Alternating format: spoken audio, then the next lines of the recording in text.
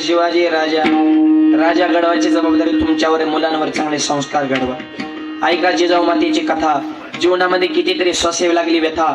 छत्रपतींना तत्वज्ञान दिलं ज्ञानेश्वरीने गाथा, म्हणून त्यांना म्हणतात जिजाऊ राजमाता. आणि आताची माता सैफा कोणी ती टीव्ही पाहता पाहता वर्ग घाल तुला आता म्हणते, ती म्हणते चला ना माझा माथा काय करू आता जर देत आता काय करते. संस्कार महत्वाचे. लहानपणापासून संस्कार घडवा आणि एकत्र कुटुंब टिकवा. ज्या कुटुंबात टिकी त्या कुटुंबात गावात वजन, आणि ज्या गावात टिकी त्या गावाचं तालुक्यात वजन. आणि राजकारणाच्या ठिकाणी राजकारण जरूर करा, पण आपल्या धर्मासाठी, संस्कृतीसाठी, परंपरेसाठी, धार्मिक कार्यक्रमामध्ये सगळ्यांनी एक व्हायला शिका. ही काळाची गरज आहे. इथं सध्या संकट धर्मावर आहे. आपली किरकोळ वादाची अगरबत्ती कुठं लावायची. एकी टिकवा. एकीला किती किंमत आहे. सुशिक्षित माणूस द्राक्ष घ्यायला गेला, मात्र द्राक्ष विकाय बसले होते. कसे द्राक्ष 50 रुपये किलो. तो घेणारा म्हणला किंमत कमी कर ना. म्हातारे म्हणले खालची जी मोकळे आहेत ना 5 रुपये किलोने घेऊन जा. क्वालिटी तीच. मग किमतीत का बदल हे 50 रुपये किलो हे द्राक्षाचा घड आहे. ह्यांचा एकात एक जीव गुंतलाय. किती संकट आले तरी एकमेकाला सोडित नाहीत. हे सुखा संग आहे, दुःखा संग आहे. कमी जास्त झालं धावून जाते. रात्री अपरात्री फोन करा धावून येते. हे एकमेकाला बांधलेले हो. म्हणून ही 50 रुपये किलो. खालची मोकळे आहेत ना ह्यांनी बंदच हाणल्यात. तू फुकाट म्हणलं तरी घेऊन जाते. पाटीत गेले राडा करते ते जा घेऊन म्हणले मोकार. म्हणजे मोकळ्या माणसा अहो मोकळ्या द्राक्षाला पाटीत किंमत आहे, मोकळ्या माणसाला समाजात किंमत राहील का. मेजॉरिटीला किंमत आहे. त्याच्यामुळे एकत्र कुटुंब सगळ्यांना सोबत घेऊन तर त्या घरामध्ये खरा आनंद आहे. आणि आज एवढं कीर्तन ठेवलं. आज सुद्धा भगवंत देव घरा आला भक्ती सन्मान्य पूजिला पंगती संत द्विज वृंदे शोभती. आणि एवढं सुंदर या ठिकाणी आज भजन पूजन चिंतन अन्नदानाचाही कार्यक्रम या ठिकाणी आपण आयोजित केलेला आहे.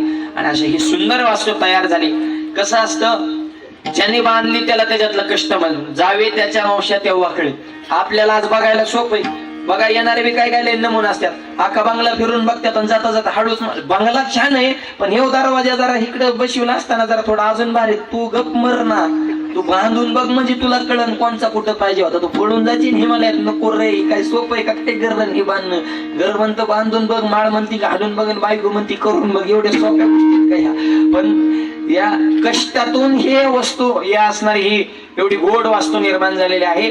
आणि आशीर्वाद असल्याशिवाय सुद्धा अशी कार्य होत नसतात. आणि ही जशी इमारत आहे तशी अशा संप्रदायाची आमची इमारत आहे. त्याचा पाया ज्ञान देव रचला पाया उभारिले देवालया ज्ञानोबरा पाया नामदेवराने विस्तार केला. नामात याचा किंकर जिने केला हा विस्तार. पंजाब पर्यंत माझ्या वारकरी संप्रदाय वाढवला. पण इमारतीला भक्कमपणा देण्याचं काम कॉलम करत असतो. जनार्दन एकनाथ खांब दिला लाग. एवढा मोठा मंडप आहे पण जागोजागी खांब आहेत. घराला सुद्धा खांब असे. तसं एकनाथी भागवत रूपी खांब दिला. जनार्दन एकनाथ खांब दिला भागवत. आणि शेवट असल्यात म्हणजे कळस. तुका झाला शे कळस भजन करा सावकाश. ज्ञानोबराय पाया नामदेवराय म्हणजे भिंत. नाथ बाबा खांब तुकोबराय कळस. अशी ही वारकरी संप्रदायाची इमारत परिपूर्ण झाली. संतांच्याच कृपेने इमारत परिपूर्ण झाले. आणि वारकरी संप्रदायाच्या इमारतीचं वर्णन आमच्या संत बहिणाबाईंनी केलं. आणि संतांच्याच कृपेने मी हे निरूपण केलं अभंगाच्या शेवटच्या चरणात.